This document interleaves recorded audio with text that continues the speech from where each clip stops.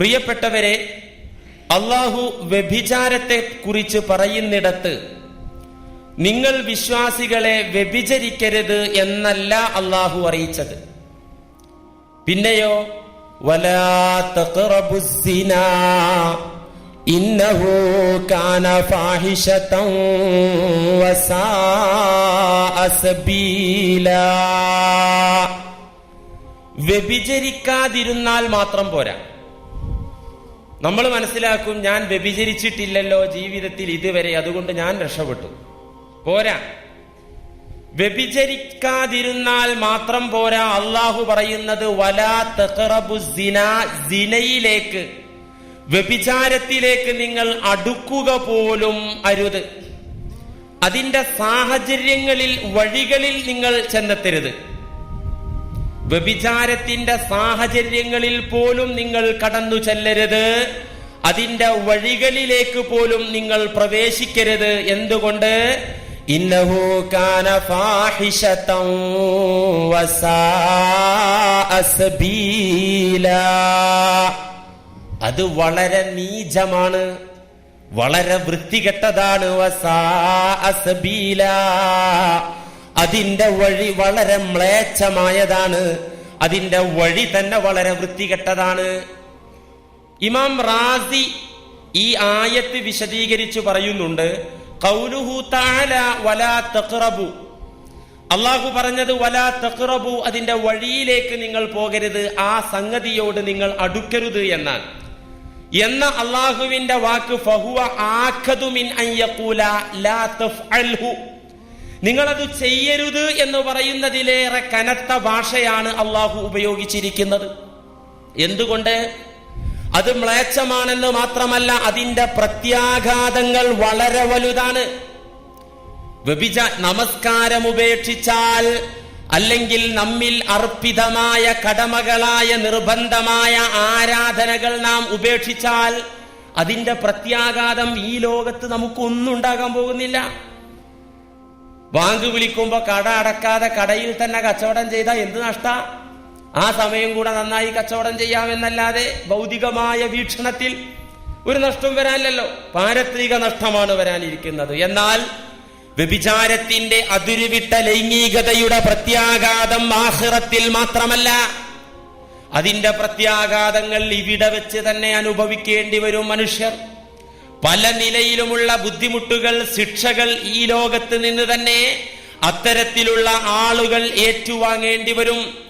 ഇമാം റാസി തുടർന്ന് ഈ ആയത്ത് വിശദീകരിച്ചു പറയുന്നു, അസ്സിന യശ്തമിലു അലാ അൻവാഇൻ മിനൽ മഫാസിദി, വ്യഭിചാരം ഒരുപാട് ദുരന്തങ്ങൾ വിതക്കുന്നു, ഒരുപാട് നാശങ്ങൾ ഉണ്ടാക്കി തീർക്കുന്നു. പ്രധാനപ്പെട്ട നാശം ഇഖ്തിലാത്തുൽ അൻസാബ്, കുടുംബ ബന്ധങ്ങൾ ഛിന്ന ഭിന്നമാകുന്നു, തറവാടിത്തം നഷ്ടപ്പെടുന്നു. അങ്ങനെ വദാലിക യൂജിബു ഇൻഖിതാഅൻ നസ്ലി വഖറാബൽ ആലം, പിതൃപുത്ര ബന്ധങ്ങൾ തകരുന്നു.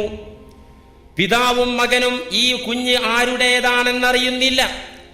ഈ കുഞ്ഞിന്റെ പിതാവ് ആരാണെന്ന് തിരിച്ചറിയാൻ സാധിക്കാത്ത വിധമുള്ള ദുരന്തം. വഖറാബൽ ആലം, അതുമൂലം ഈ പ്രപഞ്ചത്തിന്റെ, ലോകത്തിന്റെ നിലനിൽപ്പ് തന്നെ ഭീഷണിയിലാകും. ശരിയല്ലേ? ജാരസന്തതികൾ വ്യഭിചാരം അനുവദിക്കപ്പെടുകയാണെന്ന് സങ്കല്പിക്കൂ. അങ്ങനെ ജാരസന്തതികൾ പെറ്റുപെരുകിയാൽ തെരുവിൽ രക്ഷിതാക്കളില്ലാത്ത, സംരക്ഷിക്കാൻ ആളില്ലാത്ത, വളർത്താൻ ആളില്ലാത്ത, നിയന്ത്രിക്കാൻ ആളില്ലാത്ത തരത്തിൽ ഇവിടെ ജാരസന്തതികൾ പെറ്റുപെരുകിക്കഴിഞ്ഞാൽ അവർ കുറ്റകൃത്യങ്ങൾ ചെയ്യും. ഇപ്പൊ ഒരാൾ കുറ്റം ചെയ്താൽ അവന്റെ കുടുംബം നോക്കുമല്ലോ, ആരെ മോനാന്ന് നോക്കും. ആ കുടുംബത്തിന് തന്നെ ആ കുറ്റം ഒരുപക്ഷെ അപമാനമായി തീരും. അവനെ ആ കുറ്റത്തിൽ നിന്ന് മാറ്റാനും രക്ഷിക്കാനും മോചിപ്പിക്കാനും അവന്റെ കുടുംബം, അവന്റെ രക്ഷിതാക്കൾ രംഗത്ത് വരും. ജാരസന്തതികൾ പെരുകിക്കഴിഞ്ഞാൽ അവരെ സംരക്ഷിക്കാനോ നോക്കാനോ കുറ്റകൃത്യങ്ങൾ തടയാനോ ഇവിടെ ആളില്ലാതെയായി പോകും. അത് പ്രപഞ്ചത്തിന്റെ നിലനിൽപ്പിന് ഭീഷണിയാകും. മാത്രമല്ല, കുട്ടികളുടെ കാര്യത്തിൽ സംശയമുണ്ടാകും. അല്ലെങ്കിൽ തന്നെ സംശയമാണ്, ആശുപത്രിയിൽ നിന്ന് പ്രസവിച്ച് വന്ന ഇത് മാറിപ്പോയോ, അല്ലെങ്കിൽ ഇവള് എന്നെ വഞ്ചിച്ചോ, ഇവളെന്നെ പറ്റിച്ചു കളഞ്ഞോ. ഈ സംശയം പണ്ട് തന്നെയുണ്ട്, നൂറ്റാണ്ടുകൾക്ക് മുമ്പ് തന്നെയുണ്ട്. നബി സല്ലല്ലാഹു അലൈഹി വസല്ലമ തങ്ങളുടെ കാലത്ത് സുന്ദരനായ വെളുത്ത നിറമുള്ള ഒരു സഹാബി അല്ലാഹുവിന്റെ റസൂൽ സല്ലല്ലാഹു അലൈഹി വസല്ലമ തങ്ങളുടെ മുന്നിൽ വന്ന് പരാതി പറഞ്ഞു. നല്ല വെളുത്ത ആള്, സുന്ദരനായ സഹാബി. എനിക്കൊരു പരാതി പറയാനുണ്ട് റസൂലെ. പ്രവാചകർ ചോദിച്ചു, കൂട്ടുകാരാ, നിന്റെ പരാതി എന്താണ്? ആ സഹാബി പറഞ്ഞു, യാ റസൂലല്ലാഹ്, എന്റെ പരാതി, അങ്ങനെ കാണുന്നുണ്ടല്ലോ, ഞാൻ വെളുത്ത ആളാണ്. എന്റെ ഭാര്യ ഒരു കുഞ്ഞിനെ പ്രസവിച്ചു. എന്റെ ഭാര്യ പ്രസവിച്ച കുഞ്ഞ് കറുത്ത കുഞ്ഞാണ്. അതുകൊണ്ട് തന്നെ അത് എന്റേതാണോ എന്നെനിക്ക് ബലമായ സംശയമുണ്ട്. അതുകൊണ്ട് ഈ പ്രശ്നത്തിൽ ഞാനും ഭാര്യയും തമ്മിൽ ഭിന്നിപ്പിലും പിണക്കത്തിലുമാണ്. അതുകൊണ്ട് ഇതിനൊരു തീരുമാനം ഇവിടെ നിന്നു തരണമെന്ന് പരാതിപ്പെട്ടപ്പോ ഖാല റസൂലുള്ളാഹി സ്വല്ലല്ലാഹു അലൈഹി വസല്ലം, ഈ ലോകം കണ്ട ഏറ്റവും വലിയ നീതിമാൻ അവിടെ വിധിച്ചത്, സഹോദരാ, നിങ്ങൾക്ക് അബദ്ധധാരണ വന്നു. നിങ്ങളുടെ ആ ചിന്ത ശരിയല്ല. നിങ്ങളുടെ ആ കാഴ്ചപ്പാട് തെറ്റാണ്. നിങ്ങളുടെ ഭാര്യ നിങ്ങൾ വഞ്ചിച്ചു എന്നതിനൊരിക്കലും നിങ്ങളുടെ കുഞ്ഞിന്റെ നിറം തെളിവല്ല. എന്നിട്ട് നബി സല്ലല്ലാഹു അലൈഹി വസല്ലമ വിശദീകരിച്ചു ഒരു ഉദാഹരണത്തിലൂടെ. നിങ്ങൾ ഒട്ടകത്തെ കണ്ടിട്ടില്ലേ? ഒട്ടകം പ്രസവിക്കുന്നു, 1, 2, 3, 4, 5 കുഞ്ഞുങ്ങളെ പ്രസവിക്കുന്നു. ഈ ഒട്ടകം പ്രസവിച്ച കുഞ്ഞുങ്ങളെല്ലാം വിവിധ വർണ്ണത്തിലാണ്. ആണൊട്ടകത്തിന്റെയോ പെണ്ണൊട്ടകത്തിന്റെയോ നിറത്തിലല്ലാതെ വിവിധ വർണ്ണങ്ങളിൽ ഒട്ടകത്തിന് കുഞ്ഞുണ്ടാകുന്നത് നിങ്ങൾ കണ്ടിട്ടില്ലേ? ഇതിനെല്ലാം പ്രപഞ്ചനാഥൻ അല്ലാഹു റബ്ബുൽ ഇസ്സത്തിന് സാധിക്കും. അതുകൊണ്ട് നിങ്ങൾ അങ്ങനെ വിചാരിക്കരുത്, നിങ്ങളുടെ ധാരണ പിശകാണ് എന്ന് പറഞ്ഞ് തിരുത്തി കൊടുക്കുക ചെയ്തത്. DNA ടെസ്റ്റും ശാസ്ത്ര സാങ്കേതിക മികവുമില്ലാത്ത കാലത്ത് ഇന്നിപ്പോ വാപ്പാന്റെ കാര്യത്തിൽ സംശയിച്ചാൽ നമുക്ക് മാർഗമുണ്ട് അല്ലേ? അതിന് കേസും കോടതി ഇടപെടും. അവസാനം DNA ടെസ്റ്റൊക്കെ നടത്തിയിട്ട് എന്നിട്ടും അത് പലപ്പോഴും തെറ്റുപറ്റുന്നു എന്ന് ശാസ്ത്രലോകം തന്നെ സമ്മതിക്കുന്നു. അതുകൊണ്ട് DNA ടെസ്റ്റ് ഒന്നും പെട്ടെന്ന് നടത്തൂല. ഗത്യന്തരമില്ലാതിരിക്കുമ്പോ മാത്രം കോടതിയുടെ ഓർഡറൊക്കെ കിട്ടുമ്പോഴേ അങ്ങനെ ഉണ്ടാവുള്ളൂ. അതൊന്നും ഇല്ലാത്ത കാലത്ത് നബി സല്ലല്ലാഹു അലൈഹി വസല്ലമ തങ്ങളുടെ കാലത്ത് മക്കളുടെ കാര്യത്തിൽ തർക്കമുണ്ടായിട്ടുണ്ട്. ഒരാള് പറയാതെ എന്റെ കുട്ടിയാ, മറ്റേ പറയാ എന്റേതാണ്, ഒരു ഉളുപ്പും നാണവും ഇല്ലാതെ. അങ്ങനെ മക്കളുടെ കാര്യത്തിൽ അവകാശവാദം ഉന്നയിച്ചു വന്നപ്പോ പ്രവാചക തിരുമേനിയുടെ പ്രഖ്യാപനം എന്തായിരുന്നു എന്നറിയോ? ഇമാം ബുഖാരി സ്വഹീഹിൽ ഉദ്ധരിച്ചിട്ടുണ്ട് അതിനുള്ള തീരുമാനം. അൽ വലദു ലിൽ ഫിറാശ്. ഖാല റസൂലുള്ളാഹി സ്വല്ലല്ലാഹു അലൈഹി വസല്ലം, അൽ വലദു ലിൽ ഫിറാശ്. കുട്ടിയുടെ കാര്യത്തിൽ, കുഞ്ഞിന്റെ കാര്യത്തിൽ തർക്കം വന്നാൽ അൽ വലദു ലിൽ ഫിറാശ്, കുട്ടി വിരിപ്പിനുള്ളതാണ്. കുട്ടി വല്ലാത്ത ഒരു സാഹിത്യപരമായ ഒരു പ്രയോഗമാണ് നബി തങ്ങൾ പ്രയോഗിച്ചത്. അൽ വലദു ലിൽ ഫിറാശ്, കുഞ്ഞ് വിരിപ്പിനാണ്. ഒരു പെണ്ണിന്റെ വിരിപ്പേതാ? ഒരു പെണ്ണിന്റെ വിരിപ്പ് ആ പെണ്ണിന്റെ ഭർത്താവാണ്. അടിമയാണെങ്കിൽ ആ പെണ്ണിന്റെ വിരിപ്പ് യജമാനനാണ്. അതുകൊണ്ട് തന്നെ ഏതൊരു ഭർത്താവിന്റെ കീഴിലാണോ പെണ്ണുള്ളത് എങ്കിൽ ആ ഭർത്താവിന്റെ കുഞ്ഞാണ്. ഏതൊരു സയ്യിദ് യജമാനന്റെ കീഴിലാണോ അടിമ പെണ്ണുള്ളത് എങ്കിൽ ആ യജമാനനാണ് പെണ്ണിന്റെ വിരിപ്പ്. അത് രൂപം നോക്കിയോ രൂപസാദൃശ്യം നോക്കിയോ ആർക്കും അവകാശപ്പെടാൻ പറ്റൂല. അതങ്ങനെയാണ് അതിന്റെ നിയമം. കാരണം അതവൻ നോക്കണല്ലോ, വിരിപ്പ് നോക്കണല്ലോ. പെണ്ണിന്റെ ആരാണോ പെണ്ണിന്റെ അധികാരി, പെണ്ണിന്റെ സംരക്ഷണം ഏറ്റെടുത്തിരിക്കുന്ന പുരുഷൻ ആരോ അവന്റെ ബാധ്യതയും അവൻ അവകാശപ്പെട്ടതുമാണ് കുഞ്ഞ് എന്ന് നബി സല്ലല്ലാഹു അലൈഹി വസല്ലമ പ്രഖ്യാപിക്കുകയുണ്ടായി. ഞാൻ പറഞ്ഞു വരുന്നത് ഈ ഇഖ്തിലാത്തുൽ അൻസാബ്, നസബകൾ, തറവാടുകളെല്ലാം തകർന്നു പോകുകയും ജാരസന്തതികൾ ഇവിടെ പെരുകുകയും ചെയ്യും. മാത്രമല്ല, വ്യഭിചാരം അനുവദിക്കപ്പെട്ടാൽ, ഒരു ജാരസന്തതി ജനിച്ചാൽ, തറവാടില്ലാത്ത ഒരു കുഞ്ഞിവിടെയുണ്ടായാൽ, അനുവദിക്കപ്പെട്ട വിവാഹ ബന്ധത്തിലൂടെയല്ലാതെ ഒരു കുഞ്ഞ് ജനിച്ചാൽ അവൻ പിഴച്ചു. അവൻ പിഴച്ചു എന്ന് മാത്രല്ല, അവൻ കല്യാണം കഴിച്ച് ഹലാലായ രീതിയിൽ തന്നെ വിവാഹം ചെയ്ത് നിക്കാഹ് ചെയ്ത് കുഞ്ഞുങ്ങളുണ്ടായി. ആ കുഞ്ഞുങ്ങളും ആ കുഞ്ഞുങ്ങളുടെ കുഞ്ഞുങ്ങളും ആ പരമ്പര തന്നെ പിഴച്ചു. എന്തുകൊണ്ട്? പിതാവിന് പിഴവ് പറ്റി, പിതാവ് പിഴച്ചാളാണ്. ആ പരമ്പര തന്നെ അങ്ങ് പിഴച്ചു പോകുന്നു. ഒരു പരമ്പരയുടെ പരിശുദ്ധി നഷ്ടപ്പെടാൻ ഇത് കാരണമാകുന്നു. മൗലിദിന് നമ്മൾ ഓതാറുണ്ടല്ലോ, ഹത്താ അഖ്റജനി അല്ലാഹു മിൻ ബൈനി അബവയ്യ വലം യൽതഖിയ അലാ സിഫാഹിൻ ഖത്ത്. അല്ലേ? നബി സല്ലല്ലാഹു അലൈഹി വസല്ലമ തങ്ങളുടെ ഒരു ഹദീസാണ് ആ മൗലിദിൽ ഉദ്ധരിച്ചിട്ടുള്ളത്. നബി തങ്ങൾ പറയുന്നു, എന്നെ അല്ലാഹു എന്റെ മാതാപിതാക്കളിലൂടെ പുറപ്പെടുവിച്ചു, എന്നെ ഈ ഭൂലോകത്തേക്ക് കൊണ്ടുവന്നു. വലം യൽതഖിയാ അലാ സിഫാഹിൻ ഖത്ത്, ഒരിക്കലും എന്റെ പിതാക്കന്മാരോ മാതാക്കന്മാരോ വ്യഭിചരിച്ചിട്ടില്ല. എന്റെ പിതാക്കളുടെ പരമ്പരയിൽ അവിഹിത വീഴ്ച നടന്നിട്ടില്ല. അതുകൊണ്ട് തന്നെ എന്റെ പരമ്പര പരിശുദ്ധമാണ്, പിഴവ് പറ്റിയിട്ടില്ല. അള്ളാഹു എന്റെ പിതാക്കന്മാരുടെ പരമ്പരയെ പരിശുദ്ധമാക്കി എന്ന ഹദീസാണ് ആ മൗലിദിൽ ഉദ്ധരിച്ചിട്ടുള്ളത്. അതുകൊണ്ട് ഇതിന്റെ പ്രത്യാഘാതം, ഇതിന്റെ നാശം ചെറുതല്ല. ഒരു പരമ്പരയെ തന്നെ, ഒരു തലമുറയെ തന്നെ പിഴപ്പിക്കുന്ന പതിവ്, ആ ഒരു അവസ്ഥയിലാണ് ഇത് ചെന്നെത്തുന്നത്. മാത്രമല്ല, വ്യഭിചാരം അനുവദിക്കപ്പെട്ടാൽ തീർച്ചയായും ലോകത്ത് കൊലപാതകങ്ങൾ അധികരിക്കും. ഒരു പെണ്ണ് ഒരാൾക്ക് വഴങ്ങുന്നു, മറ്റൊരാൾക്ക് വഴങ്ങാതിരിക്കുമ്പോ അവിടെ സംഘട്ടന ഉണ്ടാകും, അക്രമമുണ്ടാകും. ലോകത്തെ ഒന്നാമത്തെ കൊലപാതകം ഒരു പെണ്ണിന്റെ വിഷയത്തിലാണല്ലോ. ആദം സന്തതികൾ ഖാബീൽ ഹാബീലിനെ വധിച്ചതിന്റെ അടിസ്ഥാന കാരണം പെൺകാര്യമാണല്ലോ, സ്ത്രീ വിഷയമാണല്ലോ. ഇത് അള്ളാഹു നമുക്ക് പറഞ്ഞു തന്ന സംഭവമാണ്. അതുകൊണ്ട് തന്നെ വ്യഭിചാരത്തിന് ലൈസൻസ് ഉള്ള രാജ്യങ്ങളിൽ ഫ്രീ സെക്സ് നിയമമുള്ള രാജ്യങ്ങളിലൊക്കെ തന്നെ പെണ്ണിന് വേണ്ടി കൊലപാതകങ്ങൾ നടക്കുന്നുണ്ട്. ലോകം കണ്ട വലിയ സാഹിത്യകാരനാണ് ഷേക്സ്പിയർ. അദ്ദേഹത്തിന്റെ പ്രസിദ്ധമായ ഒരു നാടകമാണ് ആന്റണി ആൻഡ് ക്ലിയോപാട്ര. ഇവിടെ ബിരുദത്തിന് ഇംഗ്ലീഷ് BA ബിരുദത്തിനൊക്കെ പഠിക്കുന്ന വിദ്യാർത്ഥികൾ ആ നാടകം പഠിക്കാറുണ്ട്, ഇംഗ്ലീഷ് ഭാഷ പഠിക്കാൻ വേണ്ടി. എന്താണ് ആന്റണി ആൻഡ് ക്ലിയോപാട്ര എന്ന നാടകത്തിന്റെ ഇതിവൃത്തം? സീസർ ചക്രവർത്തിയും സീസർ ചക്രവർത്തിയുടെ കാമുകിയായ ക്ലിയോപാട്രയും തമ്മിലുള്ള ബന്ധമാണ് ആ നാടകത്തിലെ ഇതിവൃത്തം. സീസർ ഭരണകൂടം ചരിത്രത്തിൽ വളരെ വ്യക്തമാണ്. സീസർ ഭരണകൂടം ലോകത്ത് നിലനിന്നത് അധികാരത്തിന് വേണ്ടിയായിരുന്നില്ല. പിന്നെയോ നൈലിന്റെ പുത്രി എന്ന അപരനാമത്തിൽ അറിയപ്പെടുന്ന ക്ലിയോപാട്ര എന്നു പേരുള്ള അതീവ സുന്ദരിക്ക് വേണ്ടിയാണ് സീസർ ഭരണകൂടം നിലനിന്നത്. ജൂലിയസ് സീസറും കാമുകിയായ ക്ലിയോപാട്രയും തമ്മിൽ സുഖമായി കമിതാക്കളായി ജീവിച്ചപ്പോ അവരുടെ ജീവിതത്തിൽ അസൂയ പൂണ്ട് ആഗ്രഹം ജനിച്ച് ബ്രൂട്ടസ് വരുന്നു. ബ്രൂട്ടസ് സീസറെ വധിക്കുന്നു. എന്തിനു വേണ്ടി? അധികാര കസേരയ്ക്ക് വേണ്ടിയല്ല, സുന്ദരിയായ പെണ്ണിനു വേണ്ടി. അങ്ങനെ സീസറെ വധിച്ച് ബ്രൂട്ടസ് ആ പെണ്ണിനെ സുന്ദരിയെ സ്വന്തമാക്കിയപ്പോ അധിക നാൾ സുന്ദരിയോടൊത്തി ജീവിക്കാൻ ബ്രൂട്ടസിന് സാധിച്ചില്ല. മാർക്ക് ആന്റണി എന്ന് പറയുന്ന ആള് വന്ന് ബ്രൂട്ടസിനെ വധിക്കുന്നു. അങ്ങനെ കൊലപാതകത്തിന്റെ പരമ്പരയാണ് ഷേക്സ്പിയർ ആ നാടകത്തിൽ വിവരിക്കുന്നത്.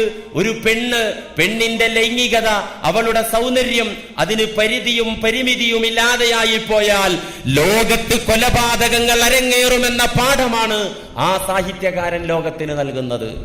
അതുകൊണ്ട് പ്രിയപ്പെട്ടവരെ, ഇതിന്റെ പ്രത്യാഘാതങ്ങൾ വളരെ വലുത്. ഇമാം റാസി തുടർന്ന് പറയുന്നു, അന്നൽ മർഅത ഇദാ ബാശറതി സിന, ഒരു പെണ്ണ് വ്യഭിചാരവുമായി ബന്ധപ്പെട്ടാൽ മാന്യന്മാരൊക്കെ അവളെ വെറുക്കും. അവളെ വെറുക്കും. നമ്മുടെ നാട്ടിലെ പച്ചത്തെറിക്ക് ആ വകുപ്പ് പെണ്ണുങ്ങളുടെ പേരാണ് ഉപയോഗിക്കൽ, അല്ലെ? തെറി നന്നായി മൂത്താല് നല്ല ഡോസ് കൂട്ടിയ തെറിയാകണമെങ്കിൽ ഇത്തരത്തിലുള്ള പെണ്ണിന് മൊത്തത്തിലൊരു പേരുണ്ട്, ആ പേരാ ഉപയോഗിക്കൽ, അല്ലെ?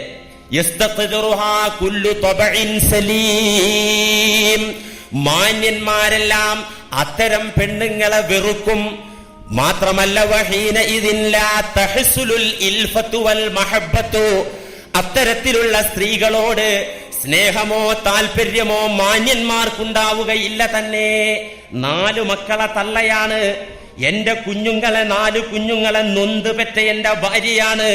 പക്ഷേ ഒരു സുപ്രഭാതത്തിൽ എന്റെ ബെഡിൽ ഒരു അപരിചിതനെ സ്വീകരിച്ചാൽ, എന്റെ ഭാര്യ സ്വീകരിച്ചാൽ, 4 മക്കളെ നൊന്തുപെറ്റ് പ്രസവിച്ച് വളർത്തി വലുതാക്കിയ ഭാര്യ, അവൾ എനിക്ക് പ്രിയപ്പെട്ടവളാണ്. അവളുടെ വേദന എനിക്ക് വേദനയാണ്, അവളുടെ സന്തോഷം എനിക്ക് സന്തോഷമാണെന്ന് പ്രഖ്യാപിച്ച് ആ പ്രഖ്യാപനത്തിൽ നിലകൊള്ളുന്ന ഭർത്താവ് ഒരു സുപ്രഭാതത്തിൽ തന്റെ ബെഡിൽ ഒരു അന്യ പുരുഷനെ കണ്ടാൽ ആ സമയത്ത് ഒഴിവാക്കൂലേ? ആ പെണ്ണിനോടുള്ള താല്പര്യം മാന്യന്മാരായ ആളുകൾക്ക് മരിച്ചു പോകുമെന്ന് ഇമാം റാസി റഹിമഹുല്ല വിവരിക്കുന്നു. മാത്രമല്ല പ്രിയപ്പെട്ടവരെ, മനുഷ്യരുടെ ലൈംഗികത എന്ന് പറയുന്നത് ഗോപ്യമാക്കി വെക്കേണ്ട സംഗതിയാണ്. ഇന്നിപ്പോ അതിനൊന്നും ഒളിമറിയില്ല എന്ന് പറഞ്ഞാൽ മാന്യന്മാർ തന്നെ, വിദ്യാഭ്യാസമുള്ള ചെറുപ്പക്കാർ തന്നെ തന്റെ ഭാര്യയായി കഴിഞ്ഞാൽ, തന്റെ ഭാര്യ ആകണ്ട, വളയിട്ട് നിശ്ചയം കഴിഞ്ഞാൽ മതി.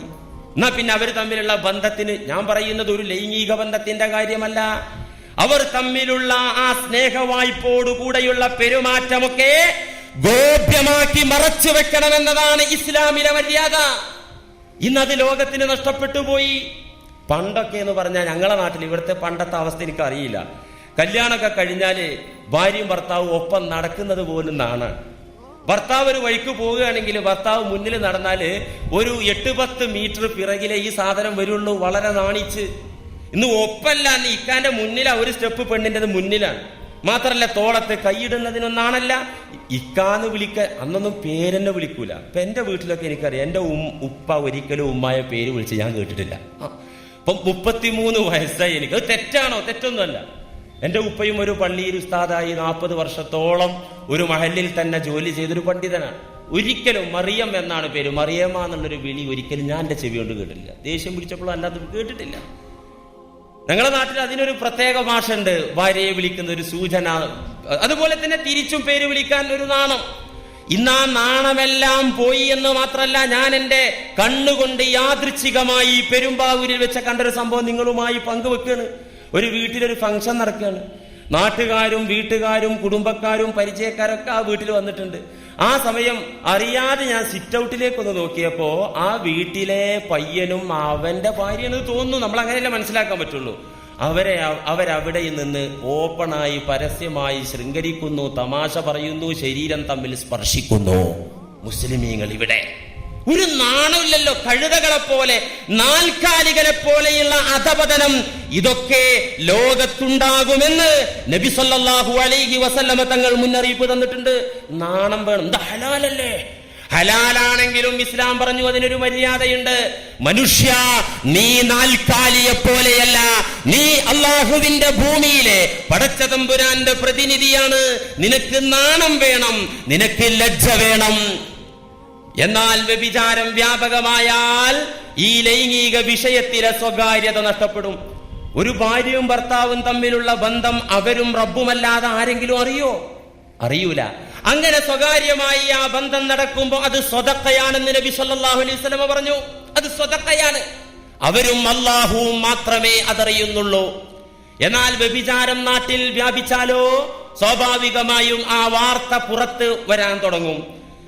ഇജ്മാലൻ മൊത്തത്തിൽ വാർത്ത വരുന്നതിന്റെ പിറകിൽ എവിടെ, എങ്ങനെ, ഏത് സമയത്ത്, ഏത് രൂപത്തിൽ എന്ന വാർത്തയൊക്കെ പുറത്തു വരും.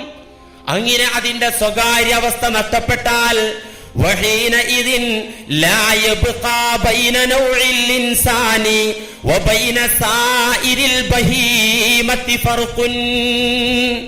അങ്ങനെ സംഭവിച്ചാൽ, ഇന്നൊക്കെ നമ്മുടെ നാട്ടിലുള്ള ഈ രീതി ഇവിടെ നിലനിന്നാൽ അപ്പോൾ മനുഷ്യവർഗവും മൃഗവർഗവും തമ്മിൽ വ്യത്യാസമില്ലാതെയാകും. മനുഷ്യരും മൃഗവും തമ്മിൽ വ്യത്യാസം വേണം. എന്തുകൊണ്ട്? വയജ്അലുകും ഖുലഫാഅൽ അർള്. അല്ലാഹ് പറഞ്ഞു, നിങ്ങൾ ഭൂമിയിലെ എന്റെ പ്രതിനിധികളാണ്. അതുകൊണ്ട് നാൽക്കാലികളുടെ സ്വഭാവം നിങ്ങൾക്ക് പാടില്ല. നിങ്ങൾ ഉത്തമ വർഗമാണ്. നിങ്ങൾക്ക് ലജ്ജ വേണം. ലജ്ജ ഈമാനിന്റെ ഭാഗമാണ്. നിങ്ങൾക്ക് മാന്യത വേണമെന്ന് അല്ലാഹു സുബ്ഹാനഹു വ തആല പഠിപ്പിച്ചു. എത്രത്തോളം എന്ന് വെച്ചാൽ, സ്വന്തം ഭാര്യയുമായിട്ടുള്ള അനുവദിക്കപ്പെട്ട ബന്ധം പോലും പുറത്ത് പറയരുത് എന്ന് പരിശുദ്ധ ദീനുൽ ഇസ്ലാം കണിശമായി നമ്മെ ഉണർത്തുന്നു. എന്ത്? തനിക്കനുവദിക്കപ്പെട്ട തന്റെ ഭാര്യയുമായിട്ടുള്ള ബന്ധം യാതൊരു കാരണവശാലും വെളിയിൽ അറിയരുത്, പുറത്ത് പറയരുത്. അത് രഹസ്യമാക്കി വെക്കണം. ഒരാൾ തന്റെ ഭാര്യയുമായിട്ടുള്ള ബന്ധം പരസ്യപ്പെടുത്തിയാൽ അവനെക്കുറിച്ച് നബി സല്ലല്ലാഹു അലൈഹി വസല്ലമ പറഞ്ഞത് എന്താണെന്നറിയോ? അന്ത്യദിനത്തിൽ അല്ലാഹുവിങ്കൽ ഏറ്റവും വെറുക്കപ്പെട്ടവൻ അവനായിരിക്കുമെന്നാണ്. എന്ത്? ഇന്ന മിൻ അശർരിന്നാസി ഇൻദല്ലാഹി മൻസിലതൻ യൗമൽ ഖിയാമ. ഇമാം മുസ്ലിം സ്വഹീഹിൽ ഉദ്ധരിച്ച ഹദീസാണ്. ഇന്ന മിൻ അശർരിന്നാസ് ഇൻദല്ലാഹി മൻസിലതൻ യൗമൽ ഖിയാമ. അന്ത്യദിനത്തിൽ അല്ലാഹുവിന്റെ സന്നിധിയിൽ അല്ലാഹു ഏറ്റവും വെറുക്കുന്ന മനുഷ്യരാരാന്നറിയോ? കളവ് നടത്തിയവരല്ല, അടിപിടി നടത്തിയവരല്ല, കൊല ചെയ്തവരല്ല. അള്ളാഹ്ക്ക് വെറുപ്പ്. അള്ള കണ്ടാൽ തന്നെ അവരെ വല്ലാത്ത വെറുപ്പായിരിക്കും അവരോട്. ഇന്ന മിൻ അശർരിന്നാസ് ഇൻദല്ലാഹി മൻസിലതൻ യൗമൽ ഖിയാമ. അള്ളാഹുവിന്റെ സന്നിധിയിൽ ഈ ലോകത്ത് വന്ന ജനങ്ങൾ മുഴുവനും കോടാനുകോടി ജനങ്ങൾ അള്ളാഹുവിന്റെ മഹ്ശറയിൽ സംഗമിക്കുമ്പോ അവരിലെ ഒരു ഗ്രൂപ്പിനോട് അള്ളാഹുവിന് വല്ലാത്ത വെറുപ്പായിരിക്കും, അറപ്പായിരിക്കും. അവരാരാന്നറിയോ? അർറജുല യഫ്ളി ഇലംറഅത്തിൻ. ഏത് വർഗാവര്? ഒരു വിഭാഗം ആളുകൾ. ആ വിഭാഗം ആളുകൾ അവരുടെ ഭാര്യമാരെ സമീപിച്ചു. വതുഫ്ളി ഇലൈഹി, ഭാര്യമാരിലേക്ക് ചെന്നുകൊണ്ട് അവരുമായി ബന്ധത്തിലേർപ്പെട്ടു. വതുഫ്ളി ഇലൈഹി, ഭാര്യ ഇവനുമായിട്ടും ബന്ധപ്പെട്ടു. അവർ തമ്മിൽ നടന്നു ലൈംഗിക ബന്ധം. എന്നിട്ട് സുമ്മ യൻശുറു സിർറഹാ, അവളുമായിട്ട് ശയിച്ച ആ രംഗങ്ങൾ, അവളുമായിട്ടുണ്ടായ അനുഭവങ്ങൾ വെളിയിൽ വന്ന് കൂട്ടുകാരോടും തനിക്ക് ഇഷ്ടപ്പെട്ട ആളുകളോടും ചെങ്ങാതിമാരോടും പറയുന്ന ആളുകളുണ്ടല്ലോ, അവർ അന്ത്യദിനത്തിലെ ഏറ്റവും അള്ളാഹു വെറുത്ത ആളുകളായിരിക്കുമെന്ന് ഖാല റസൂലുള്ളാഹി. ഗൗരവം മനസ്സിലാക്കണം. നിങ്ങൾ തമാശ പറയാന്ന് വിചാരിച്ചോ? ഇന്ന് കല്യാണം കഴിഞ്ഞാല് അന്ന് എന്നെ കാത്തു നിൽക്കുക, പുതിയ പെണ്ണെട്ടിയ പയ്യന്റെ കോള് കാത്തുക്കുക, അല്ലെങ്കിൽ അവൻ പുറത്തിറങ്ങുന്നത് കാത്തുക്കുക ചെറുപ്പക്കാര്. എന്നിട്ട് പല കഥ അവർക്ക് കേൾക്കാണ്ട്. ഇവരും പഠിക്കേണ്ടതല്ലേ? ഇപ്പൊ ലൈംഗിക വിദ്യാഭ്യാസമൊക്കെ സ്കൂളിലൊക്കെ, നമ്മളെ വിദ്യാലയങ്ങളിലൊക്കെ ലൈംഗിക വിദ്യാഭ്യാസം വേണം വേണ്ട എന്നുള്ള ചർച്ചകളും അങ്ങനെയുള്ള വിഷയങ്ങൾ ആണും പെണ്ണും ഒക്കെ ഇടകലർന്നിരിക്കണം. ആദ്യം ലൈംഗിക വിദ്യാഭ്യാസം കൊടുക്കുക, അപ്പൊ തിയറിയാവും. പിന്നെ ആൺകുട്ടികളെയും പെൺകുട്ടികളും ഒന്നായിട്ടാണ് ഇരുത്തിയാലോ പ്രാക്ടിക്കലാക്കാനും എളുപ്പമാണ്. വല്ല അങ്ങനെയുള്ള വിദ്യാഭ്യാസ സംവിധാനം അങ്ങനെയുള്ള വേണ്ടത് അല്ലേ? അപ്പോ എന്നിട്ട് ഇത് പരസ്യപ്പെടുത്തുന്ന ആളുകൾ, ഇത് കേൾക്കാൻ ആഗ്രഹിക്കുന്ന ആളുകളൊക്കെ അന്ത്യദിനത്തിലെ നീചരും നികൃഷ്ടരുമായിരിക്കുമെന്ന് നബി സല്ലല്ലാഹു അലൈഹി വസല്ലം അറിയിക്കണം. ഇതൊക്കെ നമ്മളെ നാട്ടിൽ ഇതൊക്കെ കണ്ടുകൊണ്ടിരിക്കുന്നു. ലോകം അവസാനിക്കാനായിട്ടുണ്ട് എന്നതിന്റെ വ്യക്തമായ തെളിവ്. ഖാല റസൂലുള്ളാഹി സ്വല്ലല്ലാഹു അലൈഹി വസല്ലം ലാ തഖൂമുസ്സാഅ, അന്ത്യദിനം സംഭവിക്കുകയില്ല. ഹത്താ യതഫാസദന്നാസ് തഫാസുദൽ ഹുമുരി ഫിത്തുറുഖി വൽ അസ്വാഖ്. അന്ത്യദിനം സംഭവിക്കുകയില്ല, ലോകം അവസാനിക്കുകയില്ല. ഏതുവരെ? ഹത്താ യതഫാസദന്നാസു തഫാസുദൽ ഹുമുരി ഫിത്തുറുഖി വൽ അസ്വാഖ്. അങ്ങാടികളിലും പട്ടണങ്ങളിലും കഴുതയുടെ പുറത്തേറുന്നത് പോലെ മനുഷ്യർ പുറത്തേറുന്ന കാലം വരാതെ അന്ത്യദിനം സംഭവിക്കുകയില്ല. അങ്ങനെ ഒരു കാലം കണ്ടു കഴിഞ്ഞാൽ നിങ്ങൾ കാത്തുകൊള്ളുക, ലോകത്തിന്റെ പതനം, ലോകത്തിന്റെ അവസാനം നിങ്ങൾ പ്രതീക്ഷിച്ചു കൊള്ളുക എന്ന് നബി സല്ലല്ലാഹു അലൈഹി വസല്ലം പറയുന്നു. ഇന്ന് ബീച്ചിലും കായലിന്റെ കരയിലും അതുപോലത്തെ സ്ഥലങ്ങളിലൊക്കെ പാശ്ചാത്യ ആളുകൾ ഇങ്ങോട്ട് ടൂറിസ്റ്റുകളായി കടന്നു വന്ന് നമുക്ക് കാണിച്ചത് നമ്മൾ അങ്ങനെ തന്നെ ഒപ്പിയെടുത്തു. ഇത് നമ്മുടെ വീട്ടിലേക്കും പകർന്നു വന്നു. അങ്ങനെ പകർന്നു വരും എന്ന് മനസ്സിലാക്കുമ്പോ, അറിയുമ്പോ സത്യവിശ്വാസികൾ അറിയേണ്ടത് ഇതൊക്കെ ആഖിർ സമാനിന്റെ കൾച്ചറാണ്. അവസാന കാലത്തെ ചണ്ടികളായ ആളുകളുടെ, ഈമാനില്ലാത്ത മനുഷ്യരുടെ പേക്കൂത്തുകളാണ്, വൃത്തികേടുകളാണ്. അതുകൊണ്ട് ഞാനെങ്കിലും പരിശുദ്ധനായി ജീവിക്കണമെന്ന സൽബുദ്ധി മുഅ്മിനിനുണ്ടാകണം. നബി സല്ലല്ലാഹു അലൈഹി വസല്ലം പറഞ്ഞു, ഹത്താ ഇന്നർ റജുല ലയഗ്ശിൽ മർഅ, എത്രത്തോളം ഒരാൾ അവന്റെ കാമുകിയുമായി ശയിക്കും, അല്ലെങ്കിൽ അവന്റെ ഭാര്യയുമായി ശയിക്കും. എവിടെ? സ്വകാര്യമായ അവന്റെ ബെഡ്റൂമിലല്ല. അലാ ഖാരിഅത്തി ത്വരീഖ്, വഴിവക്കിൽ, വഴിമധ്യത്തിൽ ജനങ്ങൾ നടന്നു പോകുന്ന സ്ഥലങ്ങളിൽ വെച്ച് അവർ ശയിക്കുമ്പോ, ഫയഖൂലു അംസലുഹും ഫീ ദാലിക സമാൻ, ആ കാലത്തു ജീവിക്കുന്ന ഈമാനുള്ള മാന്യൻ പറയും, അക്കാലത്ത് ജീവിക്കുന്ന മാന്യൻ ഇത് കാണുമ്പോ, വഴിയിൽ ഇത് കാണുമ്പോ, പട്ടണത്തിൽ ഇത് കാണുമ്പോ, മനുഷ്യർ നടന്നു പോകുമ്പോ വഴികളിൽ ഇത് കാണുമ്പോ മാന്യൻ പറയും. മാന്യതയില്ലാത്തവനോ ഒളിക്കണ്ണുകൊണ്ട് നോക്കിക്കാണും. ചാൻസ് കിട്ടിയ മൊബൈൽ കൊണ്ട് പകർത്തും ചെയ്യും. അല്ലേ? ഇന്നിപ്പോ അതാണല്ലോ. ബാത്റൂമിൽ മൂത്രമൊഴിക്കാൻ പോകാൻ പെണ്ണുങ്ങൾക്ക് ധൈര്യമില്ല. കഴിഞ്ഞ ആഴ്ച പോയപ്പോ, ഞാൻ നാട്ടിൽ പോയപ്പോ എന്റെ ഭാര്യ പറയാണ്, പേടിയാണ്, കക്കൂസ് പോകാൻ പോലും പേടിയാണ്. ശരിയല്ലേ? ആ ഒരു അവസ്ഥ ലോകത്തുണ്ടായി. സുബ്ഹാനല്ലാഹ്. ഇതൊക്കെ ജൂദായിസത്തിന്റെ കണ്ടുപിടുത്തമാണ്. മൊബൈൽ ക്യാമറ കണ്ടുപിടിച്ചത് ആരാ? ഇസ്രായേലികൾ, ജൂതന്മാർ. മുസ്ലിമീങ്ങളെ നശിപ്പിക്കാൻ വേണ്ടി, ഈ ലോകം മുഴുവൻ നശിക്കാൻ വേണ്ടി ജൂദായിസം കണ്ടെത്തിയ സാധനമാണിത്. അത് നല്ല നിലക്ക് ഉപയോഗിക്കുന്നവരുണ്ട്, ഉപയോഗിച്ചോ, കുഴപ്പമില്ല. പക്ഷേ ഇതൊക്കെ ദുരുപയോഗം ചെയ്യപ്പെടുന്നു ഇന്ന് എന്നതാണ് സത്യം. നബി സല്ലല്ലാഹു അലൈഹി വസല്ലം പറഞ്ഞു, അന്നത്തെ മാന്യൻ ഇത് കാണുമ്പോ, സഹിക്കാൻ പറ്റാത്ത മാന്യൻ, അവൻ പറഞ്ഞു പോകും,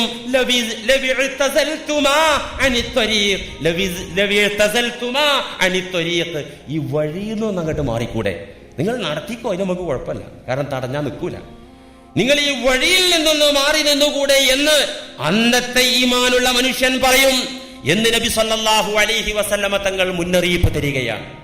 അതുകൊണ്ട് ഇതിലൊക്കെ കുറച്ച് സദാചാര മര്യാദകൾ നമ്മൾ പാലിക്കണം. ഇതെന്താ? നമ്മൾ ഈ മര്യാദകൾ, ഈ മറയും ഒളിയും സ്വകാര്യതയൊക്കെ നഷ്ടപ്പെട്ടാൽ എന്താ അതിന്റെ കുഴപ്പമെന്നറിയോ? ഹലാലായതാണെങ്കിലും പരിശുദ്ധ ദീനുൽ ഇസ്ലാം നിനക്ക് അനുവദിച്ച നിന്റെ ഭാര്യയാണെങ്കിലും അതിൽ പാലിക്കേണ്ട മര്യാദ പാലിച്ചില്ലെങ്കിൽ ദുരന്തം അടികൊള്ളുന്നത് നിന്റെ വീട്ടിൽ തന്നെ ആയിരിക്കും അടികൊള്ളുക. നിന്റെ വീട്ടിൽ പ്രായമായ മക്കളുണ്ടാകും, അല്ലെങ്കിൽ മൂത്ത ഇക്കയും അവന്റെ ഭാര്യയും ചെയ്യുന്നത് കാണുമ്പോ അവിവാഹിതനായ ഇളയ അനിയൻ ഇത് കാണും. ഇതൊക്കെ മനുഷ്യന്റെ ചിന്ത തെറ്റിച്ച് കളയും. അല്ലാഹു സുബ്ഹാനഹു വ തആല വ്യഭിചരിക്കരുത് മുഅ്മിനീങ്ങളെ, മുസ്ലിമീങ്ങളെ നിങ്ങൾ വ്യഭിചരിക്കരുത് എന്ന് പറയാതെ അതിന്റെ വഴികൾ നിങ്ങൾ സൂക്ഷിക്കണമെന്ന് പറഞ്ഞ വഴിയിൽ ഇതൊക്കെ പെടും. ഏത് വിടും? നമ്മുടെ സ്വകാര്യമായ ലൈംഗികത നമ്മൾ പരസ്യപ്പെടുത്തിയാൽ നമ്മൾ വ്യഭിചാരത്തിന്റെ വഴിയിലാണ്. നമ്മൾ വ്യഭിചരിക്കുന്നില്ലെങ്കിലും മറ്റുള്ളവർക്ക് അതിന്റെ കവാടം തുറന്നുകൊടുത്ത് മറ്റുള്ള ആളുകൾ അതിലേക്ക് കടന്നുപോയാൽ വ്യഭിചരിച്ചതിന്റെ കുറ്റത്തിൽ നിന്നുള്ള ഒരു പങ്ക് ഹലാലായ ഭാര്യയുമായിട്ടുള്ള സല്ലാപം പരസ്യപ്പെടുത്തിയ മുസ്ലിമിന് ലഭിക്കും. മനസ്സിലാകുന്നുണ്ടോ നിങ്ങൾക്ക്? അതുകൊണ്ടാണ് അല്ലാഹു ഇത് സ്പഷ്ടമായി പറഞ്ഞത്, വലാ തഖറബു. എന്നിട്ട് പരിശുദ്ധ ദീനുൽ ഇസ്ലാം അതിന്റെ കവാടമൊക്കെ നമ്മളോട് അടക്കാൻ പറഞ്ഞു. വ്യഭിചാരത്തിന്റെ അതിരുവിട്ട ലൈംഗികതയുടെ കവാടം അടക്കാൻ പറഞ്ഞു. പ്രിയപ്പെട്ട മുസ്ലിമേ, ചെറുപ്പക്കാരാ, ഇക്കാക്കമാരെ, എന്റെ മുന്നിലിരിക്കുന്ന ഉപ്പമാരെ, നമുക്കൊക്കെ വേണ്ടത് അള്ളാഹുവിന്റെ സ്വർഗത്തിന്റെ അനുഭൂതിയാണ്. അള്ളാഹു നമുക്കത് നൽകട്ടെ. സ്വർഗത്തിന്റെ അനുഭൂതി നമുക്ക് കിട്ടണമെങ്കിൽ, അള്ളാഹുവിന്റെ പൊരുത്തം നമുക്ക് കിട്ടണമെങ്കിൽ ഈ പരീക്ഷണത്തിൽ നമ്മൾ വിജയിക്കണം. ഈ പരീക്ഷയിൽ ഏറ്റവും വലിയ ക്വസ്റ്റ്യൻ ഏതാണെന്നറിയോ? ഈ പരീക്ഷയിലെ ഏറ്റവും വലിയ ചോദ്യം ഏതാണെന്നറിയോ? നമ്മുടെ കാമവികാരമാണ്. അള്ളാഹു നമ്മിലിട്ട ആ കാമവികാരം വലിയ ഒരു ക്വസ്റ്റ്യൻസ് ആയി നിൽക്കുകയാണ്. ആ ക്വസ്റ്റ്യൻസിന് നല്ല മറുപടി എങ്ങനെ കൊടുക്കണം? അള്ളാഹു അനുവദിച്ച മാർഗത്തിൽ അതിനെ പ്രയോഗവൽക്കരിക്കണം. അള്ളാഹു ഇഷ്ടപ്പെടുന്ന മാർഗത്തിൽ മാത്രം അതിനെ പ്രയോഗിക്കണം. അല്ലാത്ത മാർഗത്തിലുള്ള സുഖം, ആനന്ദം വേണ്ടെന്നു വെക്കാനുള്ള പക്വത, ഈമാനിക കരുത്ത് നമുക്കുണ്ടായാൽ, പറഞ്ഞല്ലോ ആദ്യത്തിൽ അള്ളാഹു എന്തിനാണ് ഈ വികാരം നമ്മിൽ നിക്ഷേപിച്ചതെന്ന്. അതിൽ പ്രധാനപ്പെട്ടത് സ്വർഗീയ ആനന്ദം പഠിക്കാനും തിരിച്ചറിയാനും മനസ്സിലാക്കാനും വേണ്ടിയാണ്. ഈ ഒരു ആനന്ദത്തിന്റെ സ്ഥായിയായ നിലനിൽപ്പ്, അവസാനിക്കാത്ത നിലനിൽപ്പാണ് സ്വർഗീയ ആനന്ദം. ആ ആനന്ദത്തിന് വേണ്ടി 1, 2, 3, 4 അല്ലെങ്കിൽ 10 സെക്കൻഡുകളിൽ കിട്ടുന്ന ആനന്ദം പടച്ച തമ്പുരാന്റെ പ്രീതിക്ക് വേണ്ടി വേണ്ടെന്നു വെക്കാനുള്ള കരുത്ത് നമുക്കുണ്ടാകണം. അള്ളാഹു തൗഫീഖ് ചെയ്യട്ടെ. അള്ളാഹു അതിന്റെ മാർഗം മുഴുവൻ അടക്കാൻ പറഞ്ഞു. പ്രധാനപ്പെട്ട മാർഗം ഏതാ? നമ്മൾ വളരെ നിസാരമായി കരുതുന്ന ഒരു മാർഗം. വ്യഭിചാരത്തിന്റെ ഫസ്റ്റ് ഡോർ ഏതാണെന്നറിയോ? ഫസ്റ്റ് ഡോറ്, ആ ഡോറ് കടന്നിട്ടേ പിന്നെ അടുത്ത ഡോർക്ക് കയറാൻ പറ്റുള്ളൂ, അടുത്ത വഴിയിലേക്ക് എത്താൻ പറ്റുള്ളൂ, റൂമിലേക്ക്. ആദ്യത്തെ പ്രഥമവും പ്രധാനവുമായ കവാടം ഏതാണെന്നറിയോ? ആ കവാടം അല്ലാഹു അടക്കാൻ പറഞ്ഞു. അതാണ് സൂറത്തുൻ നൂറിന്റെ 30-ാമത്തെ ആയത്തിൽ കാണുന്നത്. വഖുല്ലിൽ മുഅ്മിനീൻ, നബിയെ അങ്ങ് സത്യവിശ്വാസികളായ പുരുഷന്മാരെ വിളിച്ച് ഉപദേശിക്കുക. വഖുൽ, നബിയെ അങ്ങ് വിളിച്ചു പറയുക സത്യവിശ്വാസികളായ മുഅ്മിനീങ്ങളായ പുരുഷന്മാരോട്.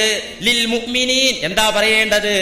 യഉള്ളൂ മിൻ അബ്സാരിഹിം, അവരുടെ കണ്ണുകൾ താഴ്ത്താൻ പറയുക, അവരുടെ കണ്ണുകളെ നിയന്ത്രിക്കാൻ പറയുക, അവരുടെ ദൃഷ്ടികളെ ഒതുക്കാൻ പറയുക. വയഹ്ഫളൂ ഫുറൂജഹും, അവരുടെ ഗുഹ്യഭാഗങ്ങളെ സൂക്ഷിക്കാൻ അവരോട് പറയുക. അല്ലാഹ് ആദ്യം പറഞ്ഞതെന്താ? നബിയെ അങ്ങ് മുഅ്മിനീങ്ങളെ വിളിച്ചിട്ട് പറയണം. എന്ത്? വ്യഭിചരിക്കരുത് എന്നല്ല, അല്ല, ഗുഹ്യ ഭാഗങ്ങൾ സൂക്ഷിക്കണം എന്നല്ല. ആദ്യം പറഞ്ഞത് യഗുള്ളൂ മിൻ അബ്സാരിഹിം, അവരുടെ കണ്ണ് നിയന്ത്രിക്കാൻ അവരോട് പറയണം. രണ്ടാമത്തേത്, എന്നിട്ട് വയഹ്ഫളൂ ഫുറൂജഹും, ജനനേന്ദ്രിയങ്ങളെ സംരക്ഷിക്കണമെന്നും പറയണം.